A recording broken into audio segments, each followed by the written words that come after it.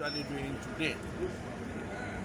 We need a center for skill acquisition, we need library, we need museum, and we need center for research in Igbo history and culture.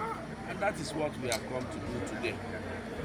The people that we have just commissioned today, they will go into action, they will swing into action, and then do research. Enough research work is needed for us to know where we are, and of course, by extension, the entire Igbo. How did we get to where we are today? Who are we? What are we doing to promote the culture and tradition of the Igbo race? So that's one of the reasons why we're here. So what do you expect from your people to achieve this?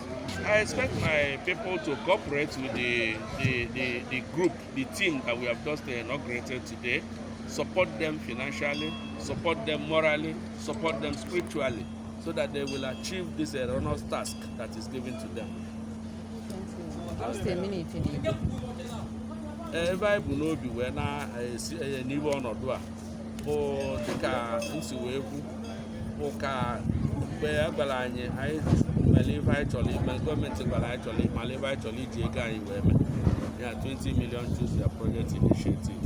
Anyị bụ ife ndị a niile anyị na-eme tata n'obi anyị wee malụ na anyị enwe ebe a ga na-amụ ọrụ dị iche iche, a ga-enwe museum ebe a ga na-edebe ụmụ ife ụfọdụ mgbe ochie ndị nna anyị megasịrị, a ga-edebe ihe ma aka ya ma ife ndị ọzọ.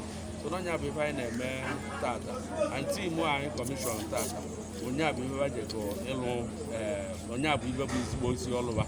So wee na-akpọ oku na-akpọ ndị mmụere nye ma ndị nọ ma ndị nọ n'ezi ka ba kwado ife site n'inyere aka iweta ego, iweta otu uche, iweta amamihe pụrụ iche, ikpelebe ekpere ka senta wee nwee ike succeed. Daalụ. Daalụ.